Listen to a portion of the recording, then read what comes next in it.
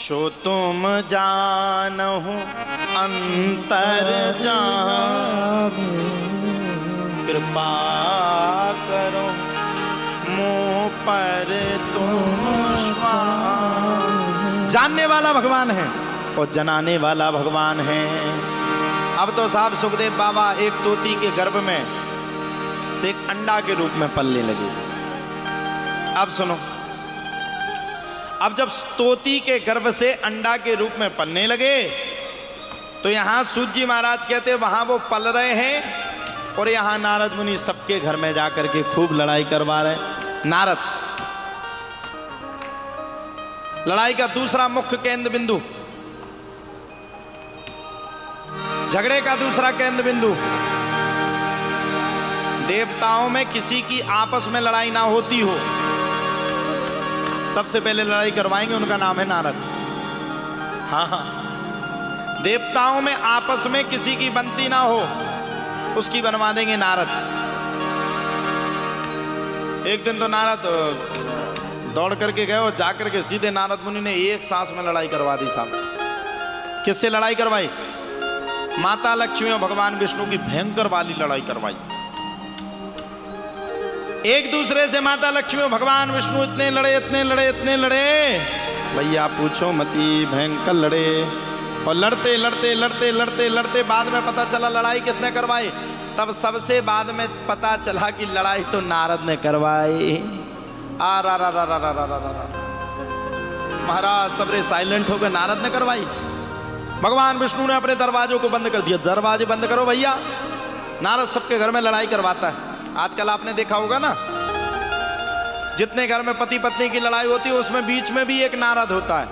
आज तो आपके हस्बैंड वहां खड़े थे चांदनी चौक पे रोज खड़े हो जाते, जाने क्या चक्कर है। और आदमी ने ज्यादा सेंट वेंट लगा के गया तो पत्नी समझ जाएगी, क्यों कहां जा रहे हो। शादी के बाद तो आदमी ज्यादा सज भी नहीं पाता, समस्या है। आजकल बहुत सज रहे हो, काली काली टी शर्ट पहन के कहां जाते हो, शक हो जाएगा। कहां जाते हैं? आ रा रा रा रा। महाराज भगवान विष्णु के घर में तो लड़ाई करवाई सो करवाई, एक दिन तो ब्रह्मा जी के घर में जाकर के लड़ाई करवा डाली। अच्छा, जितनी हंस रही हमें लगता है ये भी लड़ती रहती होंगी।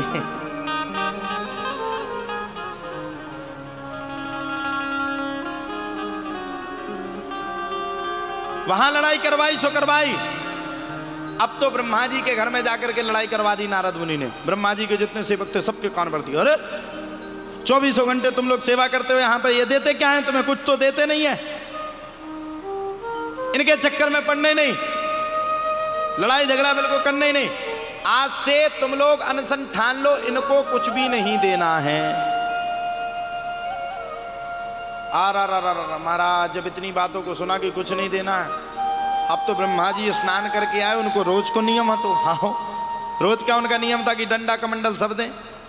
लौट के आए तो कोई इस साइड देखे कोई इस साइड देखे। ब्रह्मा जी समझ गए भैया बड़ी गड़बड़ी है। एक दूसरे के कान भर दिए गए हैं। बोले किसने भरे? बोले नारद ने। अब बोले नारद को बुलाने नहीं, वहां से भी दरवाजे बंद हो गए।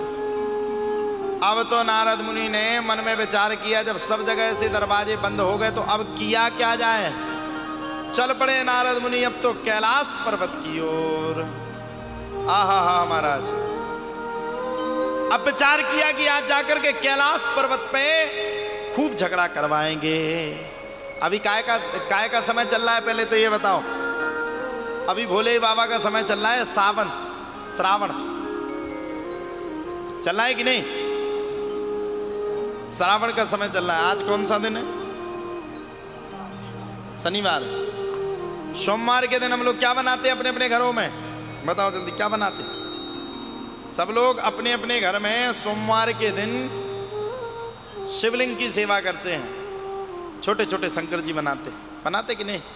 सब लोग बना करके शंकर भगवान की आराधना करते हैं, आराधता मानते, उनकी सेवा करते, पूजा करते, याचना करते। नारद मुनि भी चल पड़े कि चलो आज तो भोले बाबा की खूब लड़ाई करवानी महाराज, और ऐसी लड़ाई करवाएंगे, ऐसी लड़ाई करवाएंगे, ऐसी लड़ाई करवाएंगे कि आपस में खूब झगड़ा करवाएंगे। अब सुनो, एक और बात सुन लो। भोले बाबा भोलेनाथ भी हैं और दिमाग अगर टूट गया तो त्रिलोकीनाथ भी है। अगर दिमाग खराब हो गया तो तीसरा नेत्र खुला सब भस्म कर देंगे, सब डरते। तीसरे नेत्र से कोई आगे जाता ही नहीं। मरना किसको है? हाँ, मरने के लिए कौन जाए? नारद मुनि इंतजार करने लगे। नारायणम नमस्कृत्यो नरम चैव नरोत्तमं देवीं सरस्वतीं व्यासं ततो जयमुदीरये। अब तो महाराज नारद मुनि इंतजार करने लगे, कब जाएंगे भोलेनाथ। और जब भोलेनाथ जाएंगे तो मैं माता पार्वती के यहां जाकर के खूब लड़ाई करवाऊंगा, इतनी करवाऊंगा जिसकी कोई सीमा नहीं। आ रा रा रा रा रा। अब जब इतनी बातों को सुना तो अब भोले बाबा तो भोले बाबा भगवान की भक्ति करी, और भगवान की भक्ति करने के बाद भोले बाबा का मन पलटा। सो भगवान विष्णु के दर्शन करने के लिए भोले बाबा चल पड़े। अब तो मौका पा लिया नारद मुनि ने। हाँ, और मौका पाके नारद मुनि अंदर प्रवेश कर गए। माता पार्वती ने देखा, नारायणम नमस्कृत्यो नरम चैव नरोत्तमं देवीं सरस्वतीं व्यासं ततो अब तो महाराज माता पार्वती के सामने पहुंच गए। और माता पार्वती के सामने पहुंच करके माता पार्वती ने नारद को प्रणाम किया। अरे बड़े दिनों के बाद आए हो नारद जी, क्या बात है, किसी से गुस्सा लगते हो क्या? नारद बोले, अब मेरा मन नहीं करता।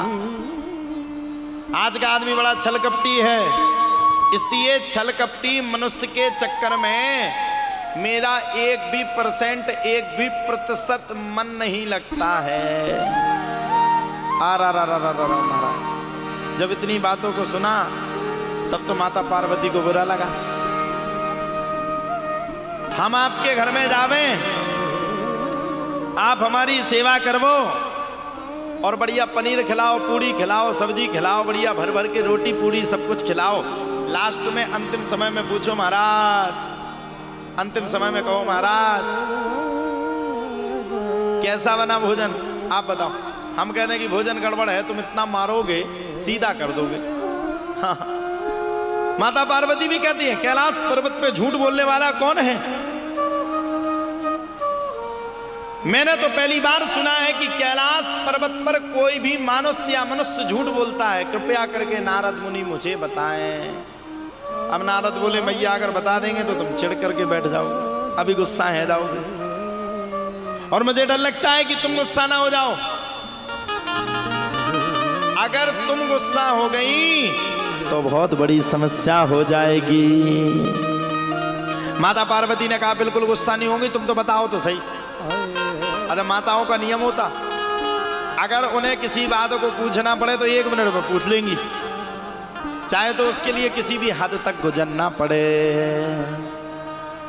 अब तो महाराज जब इतने वचनों को सुना तब तो प्यारे कहा जाता है, इतने वचनों को सुनने के तत्पश्चात ही एक सांस में नारद मुनि ने तदंतर कालीन ऋतु चरायण प्रवृत्त होकर के बड़े प्रेम के साथ आनंदम पूर्वकम आनंद के पूर्वक के साथ माता पार्वती को बताना शुरू कर दिया। पूछा, एक बात बताओ माता पार्वती, आपसे क्या भोलेनाथ प्रेम करते हैं? अब बताओ, किसी पत्नी से हम पूछे आपका पति प्रेम करता तो फिर क्या कहेगी? आज की पत्नी तो कह देगी हाँ थोड़ा कम करते हैं, पता नहीं कहाँ दिमाग रहता है। अच्छा भैया, आजकल के जो ये एंड्रॉइड फोन चले ना, उनमें कई लोग टाइपिंग नहीं कर पाते, टाइपिंग लिख नहीं पाते, तो बोल करके रखते हैं, अर्थ का अनर्थ हो जाता है। बोले आपसे प्रेम करते हैं? अरे बोले कैसी बातें करते हो? बोले बाबा मुझसे इतना अनन्य प्रेम करते हैं, इतना अनन्य प्रेम करते हैं, इतना अनन्य प्रेम करते हैं कि भोलेनाथ से ज्यादा मुझसे इस संसार में कोई इतना अनन्य प्रेम करता ही नहीं है। आहा हा महाराज, जब इतनी बातों को सुना तब तो इतनी बातों को सुनने के तत्पश्चात ही बड़े प्रेम के साथ भोलेनाथ की बातों को सुनकर के नारद मुनि ने कह दिया, तो माता एक बात बताओ, भोलेनाथ के गले में जो मुंडों की माला है उसका भी तुम्हें पता होगा वो किसकी है? अब यही बात तो माता पार्वती को पता नहीं थी, यही बात नारद ने बोल दी।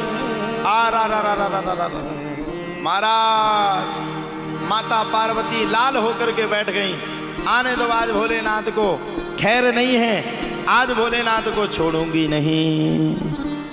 तो अभी तो ऐसा मास चल रहा है कि आपके किस्मत को भी बदल देंगे भगवान। हाँ, किस किस को बदलवानी है अपनी किस्मत जरा बताओ। हाँ, किस्मत बदलवाने तो सब बैठे, और भगवान से किस्मत में बस तीन ही चीजें मांगेंगी, संतान अच्छी हो जाए, व्यापार अच्छा चल जाए, पड़ोसी के घर में आग लग जाए। ये तीन है व्यवस्था। ये भगवान की कृपा है। अब भगवान के अनेकानेक चरित्र हैं, जिन चरित्रों का बखान कर पाना भी मुश्किल है, जिन चरित्रों को कह पाना भी बड़ा मुश्किल है। मैं कल एक कथा सुना रहा था आप सबको कि मरने के बाद एक ही आपका है, महाकाल भी आपका है, जो जीवन में आपको जिया दे, जो मरने वाले व्यक्ति को भी खड़ा कर दे, उसका नाम है महाकाल। उसको कहते महाकाल। ताली बजाते रहो तुम लोग, उसको कहते हैं महाकाल। जो आपके जीवन की जीवंतता जिया दे, उसका नाम है महाकाल। तो महाराज ऐसी ऐसी कथाएं हुई। अब तो सुखदेव बाबा अब पहुंच गए भोलेनाथ के पास, माता पार्वती के कान भर दिए। माता पार्वती बिल्कुल लाल हो गई। आने दो भोले बाबा को, पूछूंगी मैं। अरे मेरे साथ इतना बड़ा अत्याचार किया, मुझे चाहते नहीं है भोले बाबा, मेरी जगह किसी सौतन को दे दी। आहा महाराज, जब इतनी बातों को सुना तब तो इतनी बातों को सुनने के तत्पश्चात ही एक सांस में बड़े प्रेम के साथ आनंद लेते हुए महाराज, अब तो भोले बाबा आ गए। जैसे ही भोले बाबा आए, माता पार्वती बिल्कुल तेजी के साथ बैठ गए। आने दो भोले बाबा को, पूरी शिकायत करूंगी भोलेनाथ से। तुम मुझसे प्रेम नहीं करते, किसी दूसरे से प्रेम करते हो, वो सौतन कौन है? भोले बाबा आए, सामने देखा नारद है। नारद तुम क्या कर रहे थे वहां? कुछ नहीं। अब कर तो सब कुछ आए, लेके कह रहे कुछ नहीं। नहीं बोले गए क्यों थे? बोले कुछ नहीं। कोई समस्या थी? बोले बिल्कुल नहीं। फिर गए क्यों थे? अरे अब बोले महाराज अब तो पूछो ही मत ही तुम, इसलिए गए थे कि अब पूछने ही मुश्किल नहीं, नामुमकिन है। बोले क्यों? बोले आपके दर्शन करने गए थे। लेकिन बोले नारद एक बात बताओ, बिना हमारे दर्शन की आ कैसे गए? अब तो नारद ने मन में विचार किया, फंस गए महाराज। आहा, नारद मुनि बड़े चिंता में हो गए। नारद मुनि कहते वो आपके दर्शन कर ही तो रहे थे, आप सामने ही तो हो। बोले बाबा बोले आजकल मैंने एक अफवाह सुनी है कि नारद हर घर में लड़ाई करवा रहे हैं, और ध्यान रखना अगर पार्वती के कान तुमने भरे होंगे ना तो तीसरा ने तो तुम्हें पे खुलेगा डायरेक्ट। और ध्यान करना, ये जितने लड़ाई करवाते घर घर में, बिचौली तो इतना बुरा फंसता है कि ना घर का रहता है ना घाट का रहता है। इसलिए मैं प्रार्थना करूं, बिचौली जीवन में कभी मत बनना। सब कुछ बन जाना, लेकिन बीच वाले कभी मत बनना। उसको कहते हैं बिचौली। फंसोगे, मरोगे बिना मौत के, उनका तो राजीनामा हो जाएगा, तुम मर जाओगे।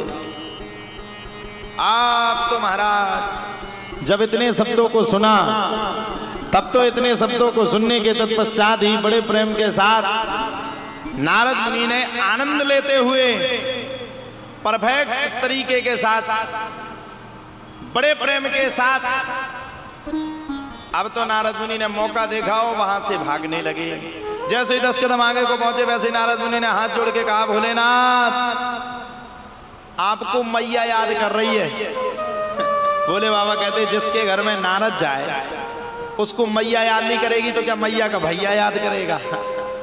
बोले हमें तो पता है तुम लड़ाई करवा के आए हो। माता पार्वती बिल्कुल लाल, पूरे केसों को, बालों को खोल करके माता पार्वती बैठी है। बिल्कुल लाल अवस्था में बैठी है। आने दो आज भोले बाबा को। भोले बाबा ने पूछा नंदी से, क्यों नंदी क्या हाल है, पार्वती कहाँ है? नंदी ने कहा माता वो तो गड़बड़ हो गया। बोले क्यों? बोले महाराज ऐसे कान भर दिए, ऐसे कान भर दिए कि वो बैठी वो तो वहां पे कोप भवन में जाकर के विराजमान है। हैं? कोप भवन में पार्वती? क्यों? नारद ने कान भरे। अच्छा तुम कहाँ गए थे? अरे बोले हमारी सुने तब ना, पहुंचो अब लड़ो। अच्छा ध्यान करना, पति पत्नी की लड़ाई होगी तो एक सीक्रेट बात है, पत्नी कभी पति से सॉरी नहीं कहेगी, कभी नहीं कहेगी, कभी नहीं कहेगी। पति को कहना पड़ेगा मौका देख के। पति भी सियाना बनता, अपनी माँ के सामने तो कहे मैं नहीं कहूंगा सॉरी फॉरी, जीवन में नहीं झुकूंगा। माँ कहेगी शाबाश मेरे लाल, देखा अपना कमाल। मौका देखेगा, जैसे ही रूम में पहुंचेगा वैसे ही सॉरी गलती हो गई मान जा। पत्नी कभी नहीं कहेगी। अच्छा पत्नी भी इतनी खतरनाक, जिस दिन तुम्हारी पत्नी तुम्हारे पैर अच्छे से दबाने लगे, जितने पति हैं सुन लो, जिस दिन तुम्हारी पत्नी बड़े अच्छे से बोले कैसे हो आप, जब फूल झरे समझ लेना आज मार्केट में 50,000 जाने जाने हैं। क्लियर बात है। हाँ। और जब ज्यादा अच्छे से पैर दबाए तो समझ लो मायके में 1 लाख रुपए देने की बात करना है अब इसको। हाँ आराम से पहले पैर दबाएगी। अच्छा मुझे ये बात समझ में नहीं आती, आजकल एक बड़ा सुंदर त्योहार चलता है करवा चौथ। मैंने उस पर बड़ी रिसर्च करी, इतनी रिसर्च करी जिसकी कोई सीमा नहीं। करवा चौथ, उसका नाम है कड़वा चौथ। आप लोग बताओ क्या छन्नी में देखने से पति की लंबी उम्र हो जाएगी? बताओ हो जाएगी? हो जाएगी। कौन कौन रहता है करवा चौथ?